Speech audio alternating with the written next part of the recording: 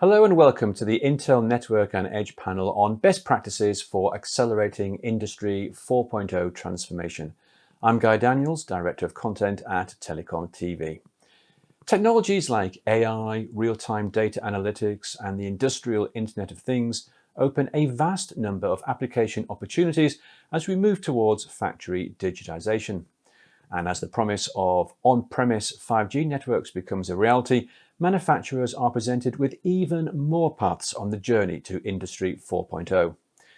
Well, joining me now to discuss the current industry landscape, best practices for digitization, and the anticipated impact of 5G are Christine Bowles, Vice President, Internet of Things Group and General Manager, Industrial Solutions Division with Intel, Claudio Ambra, Chief Technology Officer for Exor International, and Kyle Ronning, Industry 4.0 Lead at John Deere. Hello everyone, good to see you all. Thank you for taking part in our roundtable. Let's start by looking at the current industry landscape and the top emerging trends. Claudio, as a company that has been leading the way in helping industrial organizations digitize for nearly half a century now, what industry trends and changes from the last 12 months stand out the most to you? We see especially a lot of increased connectivity. So in 2020 got an incredible high demand of connectivity and to improve the remote service. So mostly this impact in our job in the machinery connection, especially for the cybersecurity. The twin model was already applied, was already running in industrial manufacturing, but we see a lot of improvement in the analysis of the data, in particular with the machine learning, moving quite fast 2020 to artificial intelligence. This before 2020 was moving slow, and the impact now, especially 2020, was very high. It's a big demand of connectivity and the remote service over the machine and manufacturing. And how do you think the industry would be different today if 2020 had been a normal year? Yes, this is an interesting question. I have to say that in our job in the manufacturing, industrial manufacturing, digitalization stuff was already running. So what I could say 2020, special year impact is to accelerate this function. So we got very fast moving in the connectivity, as I mentioned before. And practically in this approach, we have really increased the number of the remote service over the machine. And we got faster improvement on the connectivity. So there is a big demand on that part. I have to say that very important is, in my opinion, what's created 2020 is a biodiversity. I say this because now the company are isolated. They are a little bit more separate. So there is a localization aspect. And it's very important to get to see what's happened after 2020 in next industrial fair in the presence, as will be the end of the year in Germany, where we can see the results. So which kind of product the company has developed in this more isolated parts. Thank you, Claudio. Christine, what are some of the new Industry 4.0 innovations you believe are primed to take off? Which trends are you most excited about, and what do you think holds promise for real impact and scale? Yes, it's a good question. Claudio touched on one of the biggest ones. It's that access to data, and particularly real-time data. The use of data is not a new concept in this industry, but the ability to capture, process, and analyze, and then take action on it in a more real-time way is one of the areas that is a big trend right now. And I do believe that with technologies such as 5G and particularly time-sensitive networking to allow for the synchronization of data across operation steps in a factory is going to be another trend that will take us to the next level. And on this panel with me here are two examples of companies that are helping progress this kind of concept. I know Kyle will share some of the things that they've done with real-time data in factory steps of weld defect detection, really using data real time to take action on it. And as companies utilize more open platforms, it's going to allow for the efficiency of utilization of that information, acting on it in a more scalable way, and utilizing some of the solutions that someone like Exor is providing with their Internet of Things hardware and solutions. So I'm really excited about not only the use of data, but the ability to bring those kind of capabilities into the factory. And that's one of the biggest trends that I think is happening as you bring it to the edge versus dealing with the latency of bringing it all the way to cloud and back. So I think this is one of those trends that's really happening now, and 5G will only accelerate it faster. And Kyle, the John Deere name has always been synonymous with quality and more recently with innovation. Did the events of 2020 shape John Deere's approach to both of these? Yeah, I appreciate the question. Innovation and quality are two of our organization's core values. And I think the events of 2020 really exemplified our employees' commitment to those. There were many unplanned changes that happened very quickly. We had employees have to create new home offices, find ways to educate their children as schools were closed, and maintain a healthy work environment for the employees who were still in the office.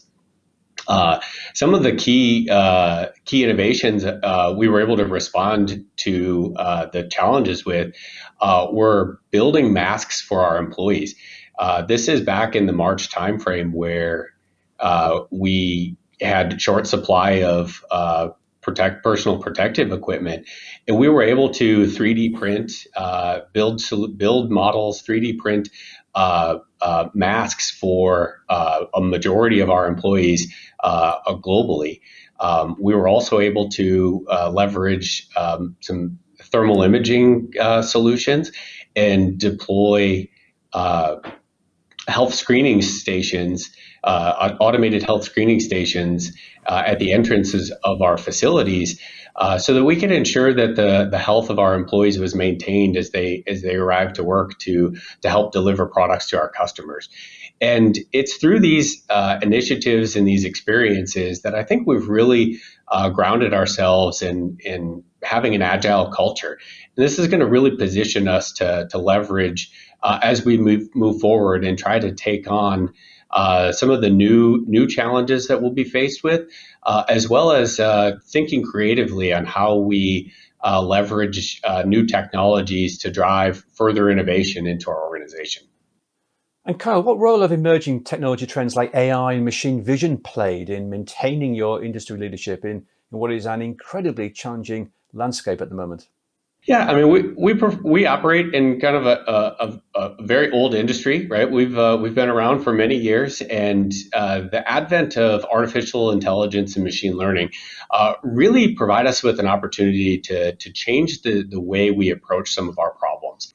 And it's through the use case of this machine vision solution that's really allowing us to reevaluate the way we approach some of the historic challenges we've had in manufacturing.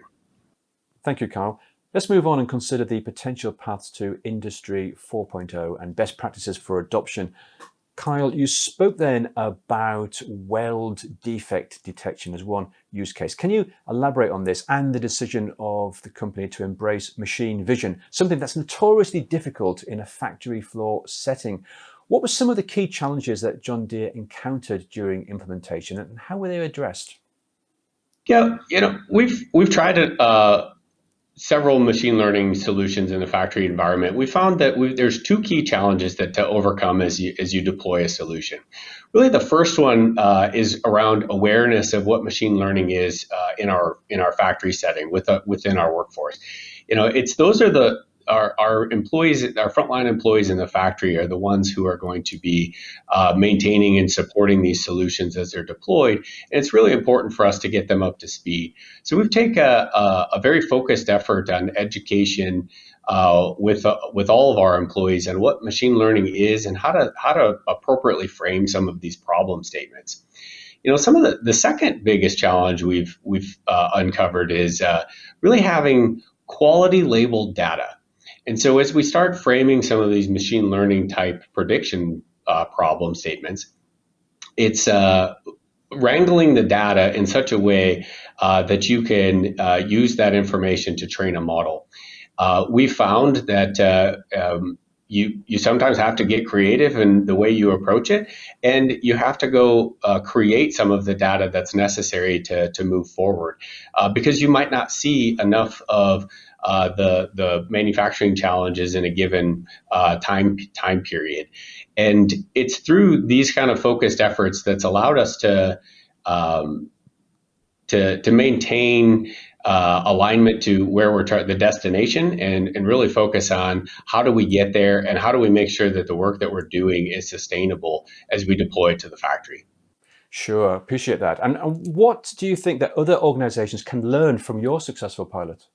I think that the key takeaway that we've had from this experience is you can't do it all yourself, and so you may aspire to, but it's really important to find those strategic partners that complement your team's skill sets. Thank you, Kyle. And Christine, based on the conversations you have with partners and customers, what are some of the most common misconceptions around digital transformation? Why do you think that is, and how is Intel working to change that? Yes, there's a lot of players in the industry who think, oh, this is a very expensive process. This is very complex, and I'll call it smaller manufacturers might think, I cannot afford this, or larger companies are thinking about how do I do this at scale, and the conversation really started early on, bringing more purpose-built, highly integrated solutions that are solving a particular problem versus thinking about the flexibility. And as we thought about the problems and the opportunities that were happening, and our long history of working with a broad ecosystem, Kyle mentioned, it's not solved by one company. That's how Intel thinks about industries, and we think about driving open standard platforms, working with partners like Exor. How do you bring these solutions with greater flexibility, greater scalability, to bring the kinds of capabilities such as AI, machine learning, close to the operations, in this case, factory floors. And so that type of approach, I believe, helps address some of that misconception, because as you bring a solution in, now you have a platform that's based on open standard capabilities that you can deploy all kinds of different solutions addressing different problems, et cetera. And I think the other misconception, and Kyle hit on this a bit, we talk a lot about technology and solutions, and that is a foundational item that has to be there. But there's also the process and the people and the overall organizational culture. And even at Intel, over our years of manufacturing through our fabrication facilities, we had to address, how do you need to evolve having more IT kinds of capabilities in your automation side of the manufacturing area? How do you have the kinds of skills that you need in your workforce in dealing with data and bringing data to solve challenges, and the different kinds of IT capabilities that are now on the manufacturing side? So, and addressing the processes. I mean, Kyle mentioned data labeling. There's many different things that you now have to think differently in your overall processes. So I think there's also, that need to address not only the technology and bring the solutions, but also the culture. And that's a bit of an area that industry players are recognizing, and it's part of what we bring to our conversations, given our own experiences. So for those organizations that believe technologies like AI and IoT are too expensive or too complicated, as you say, what would be the one piece of advice you would give them? I give this advice all the time. Start. Find a problem or a challenge that you're facing. And this was part of the conversations that we had with the John Deere team. We identified an area and bring a solution in. But when you're bringing that solution in and bringing that machine learning or machine vision capability in, utilizing a more open standard platform that has flexibility to use in other areas is the advice I give. And that then allows for, you solve one area and then you can see how you might apply it in multiple different areas and start thinking of how moving this across your operations. Good advice. And Christine, if I could turn to workload convergence, and we talk about this quite a lot. What role does this have to play in streamlining costs and enabling scaling to accommodate the necessary growth? Yes, so this is a conversation that might be a bit new in the industrial sector, but it's not a new concept. I mean, our personal computers, our personal communication devices, they have brought workloads together that might have been individual devices, in the past, and then they come together and you have a device. So this concept of workload convergence is not new, but what is new is we're bringing this into the manufacturing space and the systems where you can bring multiple workloads together, whether it's the functions that they do or bringing in more of this IT capability. Claudio mentioned that remoting in to have visibility to the operations. Those are IT kinds of functions that you need to have on the factory floor. So this concept of workload consolidation or workload convergence allows for those functions, that updatability, that manageability to happen on these systems, overall lowering the total cost of ownership that you have across these systems. So it's not a new concept, but bringing it into the factory will allow for benefits that manufacturers will greatly appreciate, as well as new capabilities over time that they can update and bring to their plant floor with little changes to the underlying hardware. Thank you, Christine. Claudia, what are some ways that Exor is helping industrial organizations continue their Industry 4.0 journey in a landscape where they might find themselves needing to accomplish more with less? Yeah, right. Consider that the Exor coming from a lot of experience in the protocol and communication field level.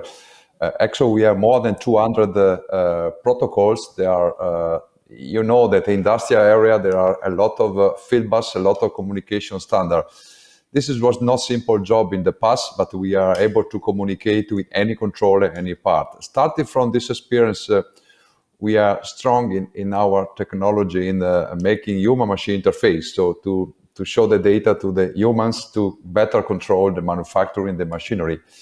The big change to support the journey 4.0 we have working is in particular how to move data in another place to get the reliability of the data, as Christine said before, and to provide feedback to the factory, to the machine. So this was very challenging, and we have developed our own platform, is a Corvina open automation platform, in order to have a simple job and to have an engineer that are working in the develop. Typically, they are the PLC programmer, able to use the data, to analyze the data using their own algorithm and to deploy the algorithm in the field.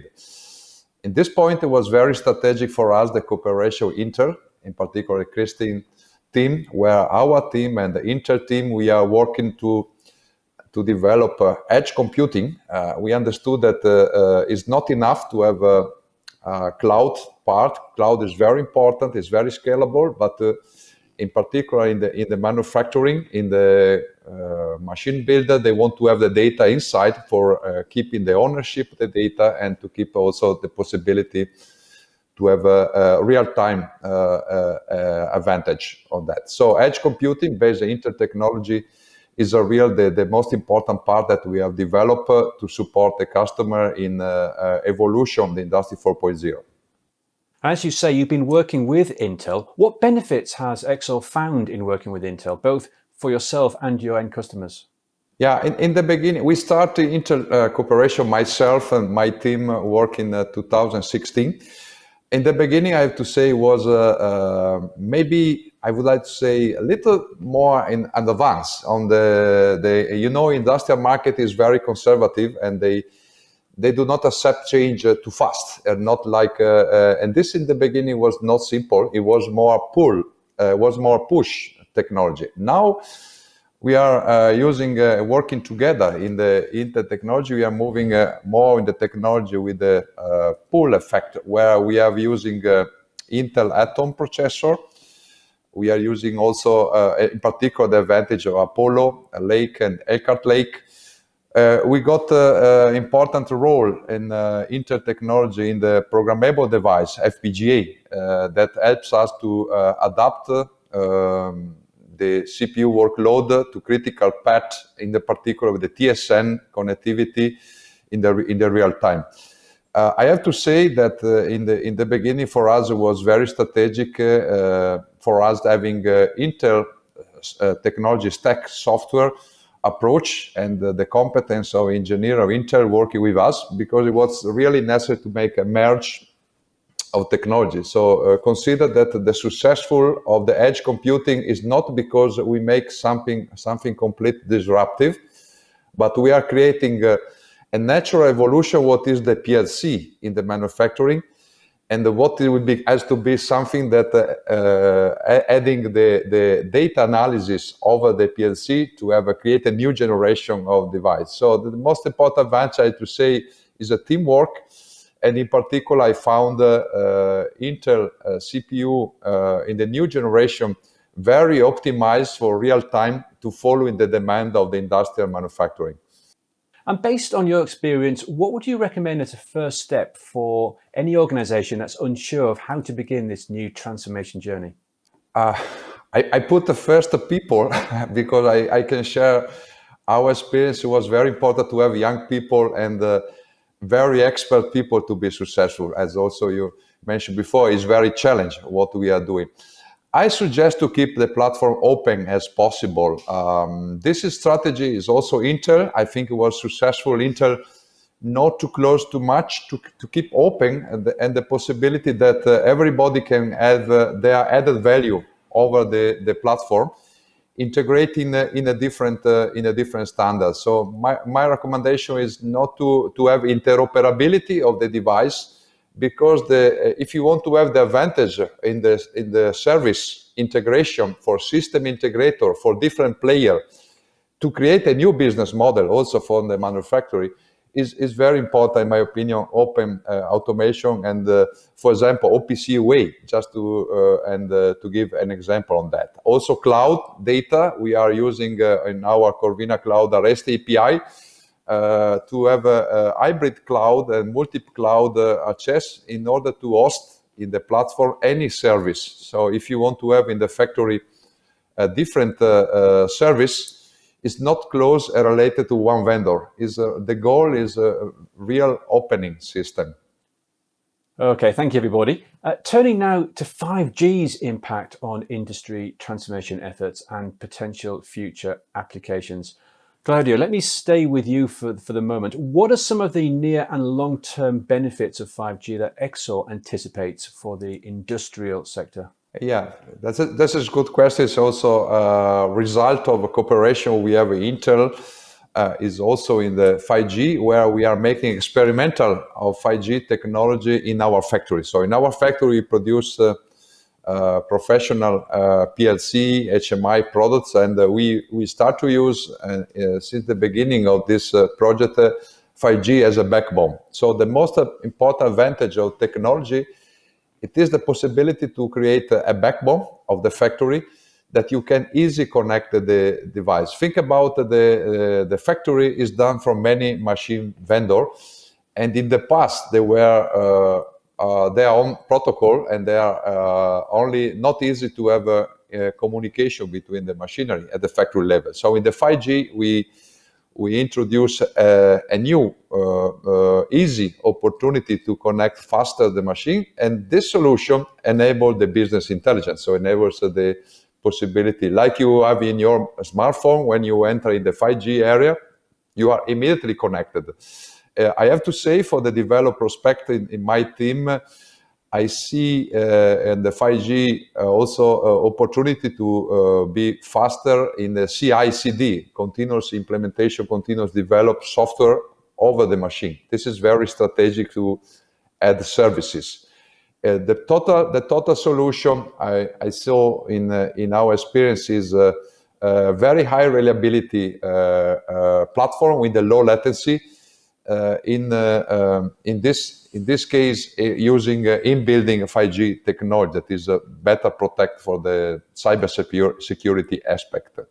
And what would you say are some of the key considerations for organizations planning to introduce 5G into their factories? The environment in the industry is not the same as in commercial. So missing, if you skip one message, is a critical, and the real time is very critical. Think about if you have a packaging machine, 256 axis moving, and the synchronization of the complex part. Our experience start on the traditional Wi-Fi using and the Bluetooth Wi-Fi, and we are not so happy on that. So in the 5G, we see a big advantage. Of course, what we recommend is to get the experimental phase of the frequency selection. In my opinion, is very important. For example, 26 gigahertz we are using now is a very high bandwidth, low latency message. So they need to check the environment, the total environment solution. But I think that the most important is that the 5G, if you keep open, they will be able to connect in the same environment IT and OT. So what we see the most important advantage is that the 5G is like a transparent way to connect the transition between IT and OT in the manufacturing. Great advice. Thank you very much for that. And Kyle, John Deere recently announced that it is planning to introduce 5G into its factories in 2022. Can you share more details about this pilot program and its overall goals? Yeah, so our short-term focus with 5G is really to deploy to our factory operations. We think that this is a very disruptive technology that will change the way that we approach connectivity. And our short-term goals are really to this year is to evaluate several of those use cases and have a more broad rollout. We see some of the advantages being the low latency and the reliability that was just talked about is we can connect to things in a more reliable way. And this becomes very important as we talk about mobile equipment that moves throughout our facility, is that your interface with that becomes significantly more reliable and allows us to get more creative with how we drive automation into our operations. And do you have any predictions for 5G's impact on the manufacturing industry as a whole? This is a great question, and I'd like to say that I have a clear crystal ball, but I'm unsure of that at the moment. But one of the things that we see taking place with the conversation around 5G is really around the creativity that we see many people around the world using as they evaluate this technology.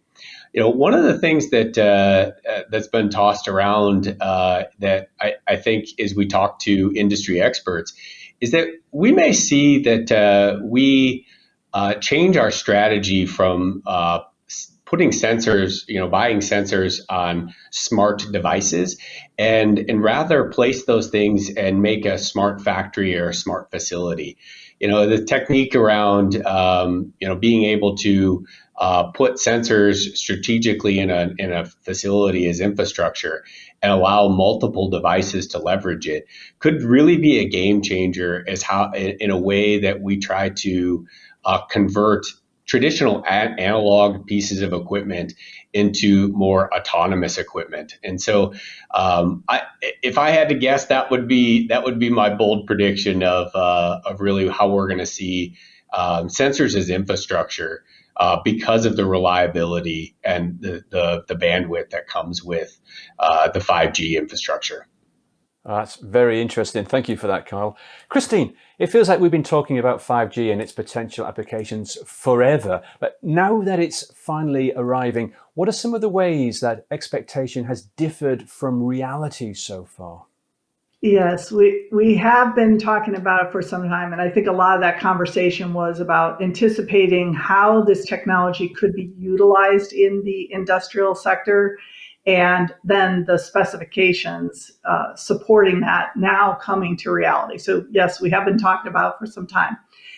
The reality is we still are early days. So we have now proof points happening. We have deployments starting to occur to test out the concepts.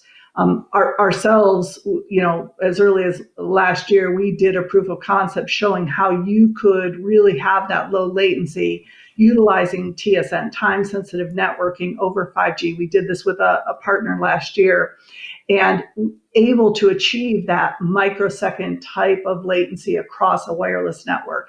And those are the promises and the desires that the industry is looking for. Now we'll start to see more companies, and you're starting to see those announcements happening, trying out the capabilities that 5G promises, testing out these use cases to ultimately realize the promises that they're looking for relative to that flexibility and visibility to the operations. Kyle touched a bit on that in what he just shared. And ultimately, I believe organizations will look to 5G as one of the capabilities that allows them to reach their next level of transformation towards those Industry 4.0 promises. And finally, how do you believe 5G will impact the industry's journey to Industry 4.0? Do you see it as a catapult, accelerating it, or just as a different and potentially more efficient route? Yes, I believe there's several things that are catapulting. We talked a bit today about edge computing and how it's brought the ability to have AI at the edge and that intelligence at the edge, and that's been a catapult. I believe 5G is going to be another one of those, pairing it with that concept of time-sensitive networking, so you have a more deterministic operations across the wireless network. So as manufacturers utilize this, that are looking for those kinds of capabilities of flexibility and visibility in their operations, they're going to see those benefits happen. And I do think there will be others that will wait. They'll wait and see how this plays out, how others are using it. I'll call it. It might be more of that path to efficiency, but I do think those that take advantage of it are going to see the benefits, and as they're bringing this into their operations and really accelerating to those Industry 4.0 objectives. Yeah, let's hope so. Christine, thank you very much indeed. And that brings our discussion very nicely to a close. Thank you everyone for taking part today and sharing your views and experiences. That was our panel on best practices for accelerating Industry 4.0 transformation. Be sure to watch the other discussions that are part of the Intel Network and Edge panel series, and you can find full details right here on the website. For now though, thank you for watching and goodbye.